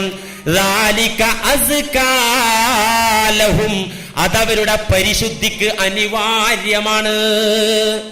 കണ്ണ് നിയന്ത്രിക്കൽ അവരുടെ പരിശുദ്ധിക്ക് അനിവാര്യമാണ്. ഇന്നല്ലാഹ ഖബീറും ബിമാ യസ്നഊൻ, നിശ്ചയം അല്ലാഹു അവർ ചെയ്യുന്നതെല്ലാം വളരെ വ്യക്തമായി അറിയുന്നവനാകുന്നു. ഖുർആൻ. ഇവിടെ ആദ്യത്തെ കവാടം നോട്ടം. ഈ നോട്ടം ചെറിയ പ്രശ്നമൊന്നുമല്ല ഉണ്ടാക്കുന്നതേ. ഈ നോട്ടം അങ്ങോട്ട് വേണ്ടാന്ന് വെച്ചാൽ നമ്മൾ രക്ഷപ്പെട്ടു. ഈ നോട്ടം കൊണ്ടാണ് ഇവിടെ ബലാത്സംഗമുണ്ടായത്, നോട്ടം കൊണ്ടാണ് ഇവിടെ വ്യഭിചാരമുണ്ടായത്, നോട്ടം കൊണ്ടാണ് മുസ്ലിമീങ്ങളിൽ ഒരുപാട് ആളുകൾ കഠോരമായ ശിക്ഷയേറ്റത്. ഈ ലോകത്തവർക്കുള്ള ശിക്ഷ എന്താണെന്ന് നബി സല്ലല്ലാഹു അലൈഹി വസല്ലം പറഞ്ഞു. ഇസ്ലാമിക ഭരണകൂടമാണെങ്കിൽ എറിഞ്ഞു കൊല്ലപ്പെടും. അതല്ലാത്ത ശിക്ഷ തന്നെ അള്ളാഹുവിൽ നിന്ന് നേരിട്ടിറങ്ങി വരും. നമുക്ക് ഇൻഷാ അല്ലാഹ് ഭാഗത്തേക്ക് കടന്നു ചെല്ലാം. പറഞ്ഞു വരുന്നത് അള്ളാഹു ദൃഷ്ടികൾ നിയന്ത്രിക്കാൻ പറഞ്ഞത് ഈ കണ്ണ് എന്ന് പറയുന്നത് വലിയ ദുരന്തത്തിൽ മനുഷ്യനെത്തിക്കും. കവി പറഞ്ഞല്ലോ, എൻ കണ്ണിനെ കുറിച്ചെന്നുടെ മാനസം എന്നും പരാതി പറഞ്ഞിടുന്നു. കണ്ണിനെ കുറിച്ചാണ് എന്റെ മനസ്സെപ്പോഴും പരാതി പറയുന്നത്. ഒരു നന്നാകാൻ തീരുമാനിച്ച ഒരു സൂഫിയുടെ ചരിത്രത്തില് സൂഫി പരിതപിക്കാണ്. എന്റെ കണ്ണിനെ കുറിച്ചാണ് ഇപ്പൊ മനസ്സിന് പരാതി പറയാനുള്ളത്, വേറൊരു കുഴപ്പമില്ല. എൻ കണ്ണിനെ കുറിച്ചെന്നുടെ മാനസം എന്നും പരാതി പറഞ്ഞിടുന്നു. എന്തേ പരാതി? കണ്ണു കണ്ടിടുന്ന കാഴ്ചയ്ക്കു പിന്നാലെ കൊതി പൂണ്ടിട്ടതുമങ്ങു പായുമത്രേ.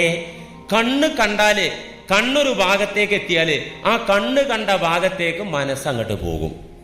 മനസ്സ് പോയാൽ പിന്നെ മനസ്സ് പറയും ശരീരത്തെ അങ്ങോട്ട് കൊണ്ടുപോകൂ എന്ന് മനസ്സ് പറയും. അതുകൊണ്ട് ഞാൻ കണ്ണിനെ കൊണ്ട് തോറ്റു, കണ്ണിനെ കൊണ്ട് ഞാൻ പരാജയപ്പെട്ടു.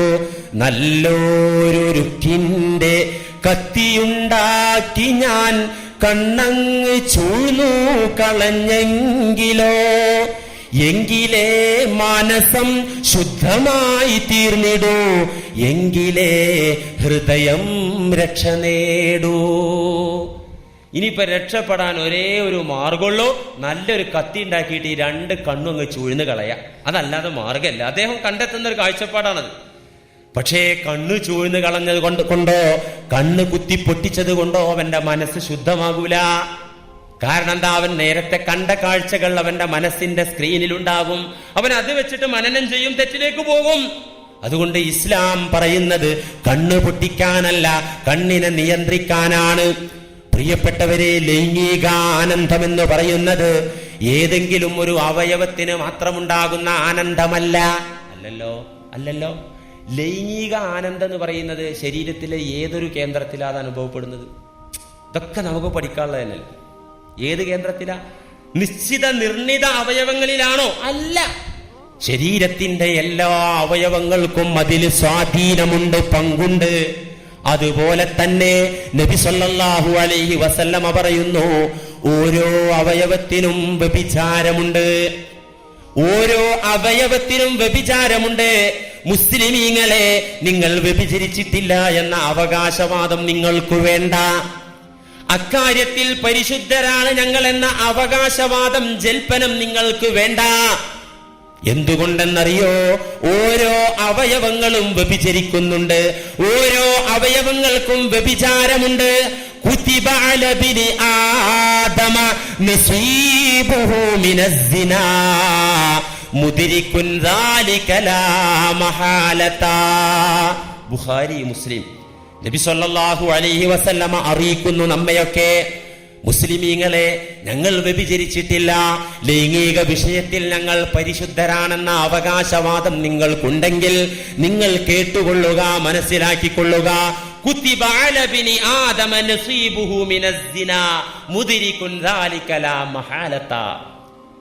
ആദം സന്തതികൾക്ക്, മനുഷ്യർക്ക് വ്യഭിചാരത്തിന്റെ പങ്ക് എത്രയാണുള്ളതെന്ന് അല്ലാഹുവിനറിയാം. ആ പങ്ക് ഓരോരുത്തരിലും ഉണ്ട്, അത് കൃത്യമായി അല്ലാഹുവിനറിയാം. എന്നിട്ട് നബി സല്ലല്ലാഹു അലൈഹി വസല്ലമ പഠിപ്പിക്കുന്നു, അൽ-ഐനാൻ, രണ്ട് കണ്ണുകളുണ്ടല്ലോ, കണ്ണുകൾ. സിനാഹുമൻ നളറു, രണ്ട് കണ്ണിന്റെ വ്യഭിചാരം ഏതാണെന്നറിയോ? നോക്കി രസിക്കലാണ്, കണ്ടാസ്വദിക്കലാണ്. അത് കണ്ണിന്റെ വ്യഭിചാരമാണ്, കണ്ണിന്റെ വ്യഭിചാരമാണ്. അൽ-ഐനാനി, രണ്ട് കണ്ണുകൾ. സിനാഹുമാ, രണ്ട് കണ്ണിന്റെ വ്യഭിചാരം. അൻ-നളറു, നീ നോക്കി ആസ്വദിക്കലാണ്. നീ നോക്കി ആസ്വദിച്ചിട്ടുണ്ടെങ്കിൽ നീ വ്യഭിചരിച്ചവരാണെന്ന് മുഹമ്മദ് മുസ്തഫ സല്ലല്ലാഹു അലൈഹി വസല്ലം. വൽ ഉദ്നാനി, രണ്ട് ചെവികൾ. സിനാഹുമൽ ഇസ്തിമാഅ, രണ്ട് ചെവികളുടെ വ്യഭിചാരം. അൽ ഇസ്തിമാഉ, സ്ത്രീ ശബ്ദം കേട്ടാസ്വദിക്കലാണ്. അല്ലെ, മൊബൈൽ ഫോണിൽ വന്നിട്ട് മണിക്കൂറുകളോളം അങ്ങോട്ട് സംസാരിക്കാൻ. 2 ആഴ്ച മുമ്പ് ഞാനൊരു ബസ് കയറി രാത്രി യാത്ര ചെയ്യുമ്പോൾ എന്റെ തൊട്ടടുത്തൊരു ചെറുപ്പക്കാരൻ വന്നിരുന്നിട്ട്, ഇപ്പൊ ഞാനിങ്ങനെ ഉറക്ക് വരുന്നില്ലെങ്കിലും ഉറക്ക് ക്ഷണിക്കാൻ വേണ്ടിയിട്ട് കണ്ണടച്ച് അങ്ങനെ കടന്നു. രാത്രി 10 മണി കഴിഞ്ഞ്, ഇവിടുത്തെ ഖുർആൻ ക്ലാസ് കഴിഞ്ഞിട്ട് പോവുകയാണ്, രാത്രിയാണ്. അവിടെ ഉറക്കം വരുന്നില്ല, കണ്ണടച്ചങ്ങോട്ട് കിടന്നു. അപ്പൊ ഈ പയ്യൻ പതുക്കെ അങ്ങോട്ട് മൊബൈൽ എടുത്തിട്ട്, പതുക്കൊന്നുമല്ല അവന്റെ സംസാരം, എന്തോടോ വിശേഷം. അപ്പൊ എടോ എടോ എന്നാണ് വിളിക്കുക. അതിനൊക്കെ ഓരോ ഐഡിയ ഉണ്ട്, അറിയാത്തവര് പഠിച്ചോളൂ. പെണ്ണാണെങ്കിൽ എടോ എന്നാ വിളിക്കേണ്ടത്. എന്നാ കുറച്ചൊക്കെ അങ്ങോട്ട് അഡ്ജസ്റ്റ് ചെയ്യാം. എന്തോടോ എന്നൊക്കെ ചോദിച്ചപ്പോ ഞാൻ പിന്നെ കൂട്ടുകാരി ആയിരിക്കും, നമ്മൾ ശ്രദ്ധിക്കേണ്ട കാര്യമില്ല. പക്ഷെ ചെവിയുടെ അടുത്തുനിന്ന് സംസാരിക്കുമ്പോൾ നമ്മൾ കേട്ടുപോകുമല്ലോ, വേണ്ടാന്ന് വെച്ചാൽ. പിന്നെ എന്തെങ്കിലും കാർക്കിട്ട് അടക്കേണ്ടി വരും ചെവി. എന്തോടോ എന്നും പറഞ്ഞിട്ട് പിന്നുള്ളത് സുബ്ഹാനല്ലാഹ്, ഒരിക്കലും കേൾക്കാൻ പറയാത്ത പവിത്രമായ ഈ സ്ഥലത്ത് വെച്ച് ഈ സമയം പറയാൻ പറ്റാത്ത ഭാഷകളിലേക്ക് അങ്ങോട്ട് കടന്നു. വ്യഭിചാരത്തിന്റെ കഥ പാച്ചക്ക് അങ്ങോട്ട് സംസാരിക്കൽ. ഇങ്ങനെ മൊബൈൽ ഫോണിൽ ചെറുപ്പക്കാർക്കൊക്കെ ഉണ്ട്. ആള് കൂടിയ സ്ഥലത്ത് നിന്ന് പതുക്കെ അങ്ങോട്ട് ന്യൂട്രടിക്കണത് കണ്ടാൽ മനസ്സിലാക്കാം, ഇത് ചെവി കൊണ്ട് വ്യഭിചരിക്കാൻ പോവാണ്. ബാപ്പാരും ഉമ്മാരും ഒക്കെ നല്ല ശ്രദ്ധിച്ചോളൂ. പഠിക്കണ മക്കളാണെങ്കിലും അവിവാഹിതരായ ചെറുപ്പക്കാര് ഈ മൊബൈൽ ഫോണും കൊണ്ട് കൂടുതൽ സമയം ഇങ്ങനെ സംസാരിക്കാം. ആരോടാടോ നിനക്ക് ഇത്ര വിളിക്കാം അങ്ങോട്ട് ചോദിക്കണത്. അതിപ്പോ അവരെ വ്യക്തി സ്വാതന്ത്ര്യത്തിൽ നമ്മൾ കൈകടത്തിയാൽ അത് ബുദ്ധിമുട്ടാവില്ലേ? അങ്ങനെ ഇപ്പൊ ബുദ്ധിമുട്ട് സഹിച്ചിട്ടില്ലെങ്കിൽ പിറകെ വരുന്ന ബുദ്ധിമുട്ട് അത്രയും താങ്ങാൻ പറ്റൂല. ആ വസ്തുത നമ്മൾ അറിയണം.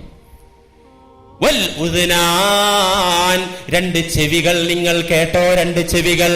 സിനാഹുമൽ ഇസ്തിമാഅ, തനിക്കവകാശപ്പെട്ടതല്ലാത്ത സ്ത്രീയുടെ ശബ്ദം കേട്ടാസ്വദിക്കൽ ചെവിയുടെ വ്യഭിചാരമാണ്. വല്ലിസാനു, നാവ്.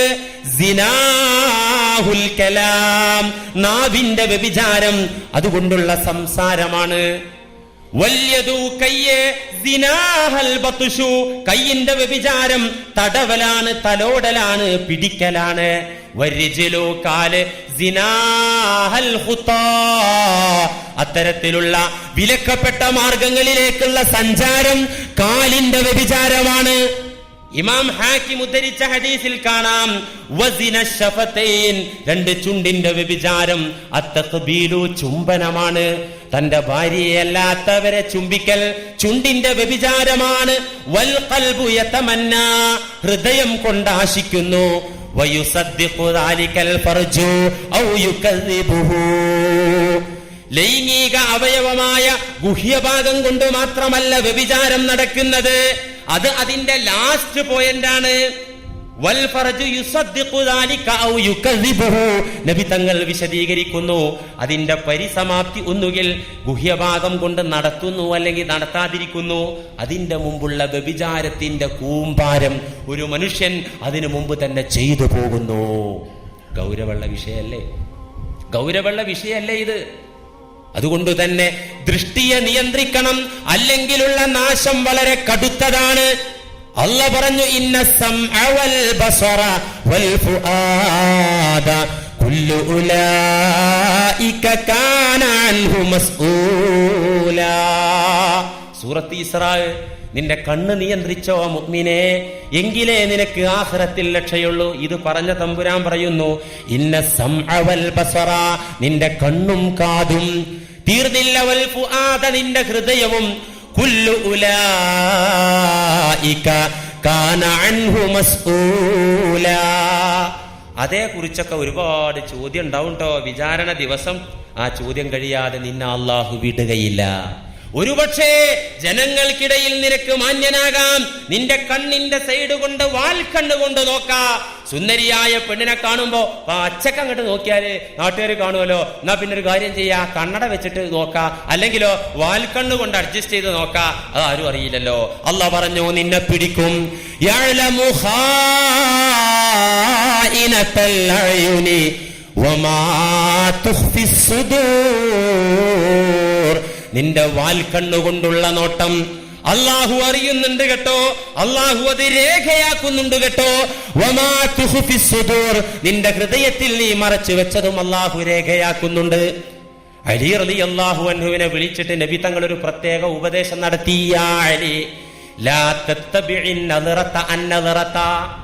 അബൂദാവൂദ് ഉദ്ധരിച്ച ഹദീസിൽ കാണാം, അലിയാരെ വിളിച്ചിട്ട് നബി സല്ലല്ലാഹു അലൈഹി വസല്ലം പറഞ്ഞു, അലി ലാ തത്തബിഇൻ നദറത അന്നദറത, ഒരു നോട്ടത്തിന്റെ പിറകെ വീണ്ടും വീണ്ടും അലിയെ നീ സ്ത്രീകളെ നോക്കരുത്, അന്യ പെണ്ണുങ്ങളെ നോക്കരുത്. എന്നിട്ട് പറഞ്ഞു, ഫഇന്നലക്കൽ ഊലാ, അലി നിനക്ക് ഒന്നാമത്തെ നോട്ടം അനുവദനീയമാണ്. വലൈസ ലക്കൽ ആഖറത, പിന്നെയുള്ള നോട്ടം നിനക്ക് അനുവദനീയമല്ല. അലി ഒന്നാമത്തെ നോട്ടം നിനക്ക് അനുവദനീയാണ് എന്ന് വെച്ചാല് ഇമ വെട്ടാതെ കണ്ണെടുക്കാതെ എത്രയും നേരം ഒരു വട്ടം നോക്കാലോ, അങ്ങനെ അങ്ങോട്ട് നോക്കുക. അങ്ങനെയാണോ? അർത്ഥം കേൾക്കുമ്പോൾ പലർക്കും സുഖമുള്ള അർത്ഥമാണ്, വേഗം അങ്ങോട്ട് അർത്ഥം വെക്കുക. അലി റളിയല്ലാഹു അൻഹുവിനോട് പറഞ്ഞതിൽ ആ തത്തബിഇൻ നദറത അന്നദറത, നോക്കിപ്പോയാൽ പിന്നെയും പിന്നെയും പിന്നെയും നോക്കരുത്. ഫഇന്ന ലക്കൽ ഊല, ഒന്നാമത്തെ നോട്ടം നിനക്ക് അല്ലാഹു അനുവദിച്ചിട്ടുണ്ട്. എന്ന് വെച്ചാൽ ഒരു വട്ടമുള്ള നോട്ടം മാക്സിമം നീട്ടിപ്പിടിക്കാന്നോ അല്ല, നോക്കിപ്പോയാൽ വളരെ പെട്ടെന്ന് ദൃഷ്ടി തെറ്റിച്ചു കളയണം. ഇമാം മുസ്ലിം ഉദ്ധരിച്ച ഹദീസിൽ കാണാം, ജരീർ റളിയല്ലാഹു അൻഹു വലിയ സ്വഹാബിയാണ്. സഅൽതു റസൂലല്ലാഹ്, ഞാൻ നബിയോട് ഒരിക്കൽ ചോദിച്ചു, അന്നളിരിൽ ഫജ്അ, യാദൃച്ഛികമായി ഉണ്ടാകുന്ന നോട്ടം. റോട്ടിലൂടെ പോയപ്പോ അങ്ങോട്ട് കണ്ടു ഒരു സുന്ദരി പെണ്ണിനെ, അങ്ങോട്ട് യാദൃച്ഛികമായിട്ട് അങ്ങോട്ട് കണ്ടു. അങ്ങനെ കണ്ടാൽ അതിന്റെ വിധി എന്താണ് നബിയേ? ഫഖാല, നബി എന്നെ ഉപദേശിച്ചു, മേലിൽ അങ്ങനെ കണ്ടാൽ ഇസ്രിഫ് ബസറക, പെട്ടെന്ന് നീ കണ്ണങ്ങോട്ട് തെറ്റിക്കുക. പെട്ടെന്ന് നബി തെറ്റിക്കാൻ പറയേ മാത്രല്ല, തെറ്റിച്ച സംഭവമുണ്ട്. ഹജ്ജത്തുൽ വദാഇന്റെ തിരക്ക് ദിവസം നബി സല്ലല്ലാഹു അലൈഹി വസല്ലം ഹജ്ജ് ചെയ്ത് കാണിച്ചു കൊടുത്ത ഒരേ ഒരു ഹജ്ജ് മാത്രല്ല, അന്ന് മുസ്ലിം ലോകത്തിന്റെ അക്കാലത്ത് നബിയുടെ കാലത്തുള്ള വലിയ സമ്മേളനം. ഈ ഹജ്ജും വിടവാങ്ങൽ പ്രഭാഷണമൊക്കെ കഴിഞ്ഞപ്പോ നബിയും ചെറുപ്പക്കാരനായ ഫള് ഇബ്നുൽ അബ്ബാസ് റളിയല്ലാഹു അൻഹു, നബി തങ്ങളുടെ കൊച്ചാപ്പ അബ്ബാസ് റളിയല്ലാഹു അൻഹുവിന്റെ മകൻ ഫള് ചെറുപ്പക്കാരനാണ്, യുവാവാണ്, യുവകോമളൻ. ഈ ഫളും നബിയും ഇങ്ങനെ നടന്നപ്പോ ഒരു പെണ്ണ്, സുന്ദരിയായ അറബി പെണ്ണ് നബിയെ തടുത്ത് നിർത്തിയിട്ട് ഹജ്ജിന്റെ മസ്അല ചോദിക്കുക. അപ്പൊ ഹജ്ജ് പൂർണ്ണമായി പഠിപ്പിച്ചു കൊടുത്തൊരു ദിനമുള്ള ഹജ്ജത്തുൽ വദാഇന്റെ ദിവസം ഈ പെണ്ണ് കടന്നു വന്ന് നബിയെ തടഞ്ഞു നിർത്തി. ഹജ്ജിനെ കുറിച്ച് പഠിക്കാൻ വേണ്ടി, ഹജ്ജിനെ കുറിച്ച് ഒരുപാട് സംശയം ചോദിക്കാൻ വേണ്ടി നബി തങ്ങളെ തടഞ്ഞു നിർത്തി ഈ പെണ്ണ്. അപ്പൊ നബിയുടെ കൂടെ ഉണ്ടായിരുന്ന ഫള് എന്ന സ്വഹാബി കിട്ടിയ ചാൻസ് മോശാക്കില്ല, നന്നാക്കി അവിടെ നോക്കി, തുറിച്ചങ്ങനെ നോക്കുക ഈ പെണ്ണിനെ. അപ്പൊ നബി എന്ന് പറഞ്ഞാല് എല്ലാ ഭാഗവും ശ്രദ്ധിക്കുമല്ലോ, ഭക്തിയിൽ ഇങ്ങനെ ആ പെണ്ണിനോട് മാത്രം തീം പറഞ്ഞു കൊടുക്കല്ലോ, പരിസരമൊക്കെ നോക്കുമല്ലോ. അപ്പൊ ഫളിന്റെ പണി എന്താ നോക്കിയപ്പോ ഇവളെ തുറിച്ചു നോക്കുന്ന പണിയാ. നബി എന്ത് ചെയ്തു? പതുക്കെ ഫളിന്റെ തല കണ്ട് പിടിച്ചിട്ട് ഇങ്ങനെ തെറ്റിച്ചു. വേണ്ട മോനെ, അത്ര വേണ്ട, തിരിച്ചേക്ക്, അങ്ങോട്ട് തിരിച്ചു. ഹദീസിലുണ്ടത്, ഇസ്രിഫ് ബസറക, അങ്ങനെ കണ്ടുപോയാൽ തന്നെ വളരെ പെട്ടെന്ന് ദൃഷ്ടി തെറ്റിക്കണമെന്നും അങ്ങനെ യാദൃശ്ചികമായി കാണുന്ന കാഴ്ച കുറ്റകരമല്ലെന്നും ഈ ആയത്തിന്റെ വിശദീകരണത്തിലൂടെ നബി സല്ലല്ലാഹു അലൈഹി വസല്ലം പഠിപ്പിക്കുന്നു. എത്രത്തോളം നബിയുടെ ഉപദേശത്തിന്റെ കൂട്ടത്തിലെ പ്രധാന ഉപദേശം, പട്ടണത്തിലും വഴികളിലും നിങ്ങൾ ഇരിക്കരുത് എന്നാണ് അള്ളാഹുവിന്റെ ഹബീബ് പറഞ്ഞത് സല്ലല്ലാഹു അലൈഹി വസല്ലം. എന്ത്? നിങ്ങൾ ഒരിക്കലും വഴിവക്കിലിരിക്കരുത്, അത് നിങ്ങളുടെ നാശത്തിനു കാരണമാണ് എന്ന് സ്വഹാബത്തിനോട് പറഞ്ഞു. ബുഖാരി, മുസ്ലിം, മുത്തഫഖുൻ അലൈഹി. ഇയ്യാകും വൽ ജുലൂസ ഫിത്തുറുഖാത്ത്, നിങ്ങൾ നിങ്ങളുടെ ശരീരങ്ങളെ, സ്വശരീരങ്ങളെ, നിങ്ങളുടെ സ്വന്തങ്ങളെ നരകത്തിൽ നിന്നു കാക്കണം. വത്തുറുഖാത്ത് വൽ ജുലൂസ ഫിത്തുറുഖാത്ത്, വഴിവക്കിൽ നിങ്ങൾ ഇരിക്കരുത്, ആ പട്ടണത്തിൽ നിങ്ങൾ ഇരിക്കരുത്, ആളുകൾ നടന്നു പോകുന്ന വഴികളിൽ നിങ്ങൾ ഇരിക്കരുത്, അത് നരകത്തിൽ വീഴാൻ കാരണമാകുമെന്ന് അവരോട് പറഞ്ഞപ്പോ ഖാലു, അവര് തിരിച്ചു പറഞ്ഞു, യാ റസൂലല്ലാഹ്, മാലനാ മിൻ മജാലിസിനാ ബുദ്ദുൻ നതഹദ്ദസു ഫീഹാ, ചില സമയങ്ങളിൽ, അപൂർവ സമയങ്ങളിൽ അങ്ങാടിയിൽ ഞങ്ങൾക്ക് ഇരിക്കേണ്ടി വരും, വഴിയുടെ അരികിൽ ഞങ്ങൾക്ക് ഇരുന്ന് സംസാരിക്കേണ്ടി വരും. അല്ലെ, പട്ടണത്തിൽ ജീവിക്കുന്ന ആളുകൾ, പട്ടണത്തിൽ കച്ചവടം ചെയ്യുന്ന ആളുകൾക്ക് ചിലപ്പോ ടൗണിൽ ഇരിക്കേണ്ടി വരും, റോഡ് സൈഡിൽ ഇരിക്കേണ്ടി വരും, കുറെ നേരം നിന്ന് സംസാരിക്കുമ്പോ ക്ഷീണിക്കുമ്പോ ഇരിക്കേണ്ടി വരും. ഇങ്ങനെ ഇരിക്കേണ്ടി വന്നാൽ മാലന മിൻ മജാലിസിനാ ബുദ്ദുൻ നതഹദ്ദസു ഫീഹാ, ഇങ്ങനെ കുടുങ്ങിയാലോ നബിയെ, ഒരിക്കലും വഴിയിൽ നിന്നോ ഇരുന്നോ സംസാരിക്കരുത്, അങ്ങ് വിലക്കി കഴിഞ്ഞാൽ ബുദ്ധിമുട്ടാണല്ലോ എന്ന് പറഞ്ഞപ്പോ ഫഖാല, നബി തങ്ങൾ പറഞ്ഞു, ഫഅഅതു ത്വരീഖ ഹഖഹു, അങ്ങനെ നിങ്ങൾക്ക് നിർബന്ധിത സാഹചര്യം വന്നാൽ, വഴിവക്കിൽ ഇരുന്ന് സംസാരിക്കേണ്ട നിർബന്ധിതാവസ്ഥ വന്നാൽ, അങ്ങാടിയിലിരിക്കേണ്ട അവസ്ഥ വന്നാൽ, ഫഅഅതു ത്വരീഖ ഹഖഹു, വഴിയോട് ചില ബാധ്യതയുണ്ട്, പട്ടണത്തോടും അങ്ങാടിയോടും ചില ബാധ്യതയുണ്ട്, ആ ബാധ്യത നിങ്ങൾ നിറവേറ്റണം. ഖാലു, അവർ ചോദിച്ചു, വമാ ഹഖ്ഖു ത്വരീഖി യാ റസൂലല്ലാഹ്, വഴിയോടുള്ള ബാധ്യത എന്താണെന്നുകൂടി അങ്ങൊന്ന് പറഞ്ഞു തന്നാലും. ഫഖാല റസൂലുള്ളാഹി സ്വല്ലല്ലാഹു അലൈഹി വസല്ലം, വഴിയുടെ ബാധ്യത പറഞ്ഞു കൊടുത്തു. 4 കാര്യങ്ങളാ പറഞ്ഞു കൊടുത്തത്. ഇതെല്ലാവരും കേട്ടോളൂ, നമ്മുടെ അങ്ങാടിയിലൂടെ നടക്കുന്നവരൊക്കെ കേൾക്കണം, നരകത്തിൽ നിന്ന് രക്ഷപ്പെടണം എന്ന് ആഗ്രഹം ഉണ്ടെങ്കിൽ. ഒന്നാമത്തെ കാര്യം, വഴിയോടുള്ള മര്യാദ, പട്ടണത്തോടുള്ള മര്യാദ. 1 ഗള്ളുൽ ബസർ, കണ്ണു താഴ്ത്തുക. ഇങ്ങനെ പറഞ്ഞ വണ്ടി മുട്ടി മരിക്കൂല മൊയ്ലേരെ, അങ്ങനെ കണ്ണടക്കാനല്ല നമുക്കളെ പറഞ്ഞത്, നിങ്ങൾ വേണ്ടാത്തടത്തേക്ക് നോക്കരുത് എന്നാ പറഞ്ഞത്. ഗള്ളുൽ ബസർ, അരുതാത്ത മാർഗത്തിലേക്ക് നോക്കാതെ ദൃഷ്ടി നിയന്ത്രിക്കുക. വഖഫുൽ അദാ, ഉപദ്രവങ്ങളെ തട്ടിമാറ്റുക. വഴിയിലുള്ള ഉപദ്രവം, അവിടെ എന്തൊക്കെ അതുണ്ടോ, ബുദ്ധിമുട്ടുണ്ടോ, അതൊക്കെ അങ്ങ് നീക്കാൻ വേണ്ടി പരിശ്രമിക്കുക. വറദ്ദു സലാം, സലാം മടക്കുക. തലേക്കെട്ടിന്റെ വലുപ്പവും അതിന്റെ ഷേപ്പും നോക്കി മടക്കുക, അത് ശരിയല്ല. റദ്ദു സലാം, വഴിയിലിരിക്കുമ്പോ, വഴിയിലൂടെ വരുന്ന മുസൽമാൻ വരുമ്പോ വഅലൈക്കും സലാം മടക്കുക. വൽ അംറു ബിൽ മഅറൂഫ് വന്നഹീ അനിൽ മുൻകർ, പട്ടണത്തിലും വഴിയിലും നിൽക്കുന്ന ആളുകൾ മോശമായത് കണ്ടാൽ അത് തടയുകയും വിലക്കുകയും നല്ല കാര്യങ്ങൾക്ക് പ്രോത്സാഹനം നൽകുകയും ചെയ്യുക. റവാഹുൽ ബുഖാരി മുസ്ലിം. അപ്പൊ ഇതൊക്കെ നമ്മൾ പാലിക്കേണ്ട മര്യാദ. വെറുതെ ഒന്നും സ്വർഗം കിട്ടൂല. നിങ്ങൾ 5 നേരം പള്ളിയിൽ വന്നൊന്ന് കുനിഞ്ഞു നിർന്നാൽ സ്വർഗം കിട്ടുമെന്ന് വിചാരിച്ചോ? ഖദ് അഫ്ലഹൽ മുഅ്മിനൂൻ, മുഅ്മിനീങ്ങൾക്ക് വിജയുണ്ട്, ഇഹപര വിജയുണ്ട്. എങ്ങനത്തെ മുഅ്മിൻ? ഇതൊക്കെ സൂക്ഷിച്ച മുഅ്മിൻ. അല്ലാഹു തൗഫീഖ് ചെയ്യുമാറാകട്ടെ. അതിരുവിട്ട ലൈംഗികതയുടെ പ്രത്യാഘാതം ഇസ്ലാം പഠിപ്പിച്ചത് ഇനിയും ഏറെയുമുണ്ട്.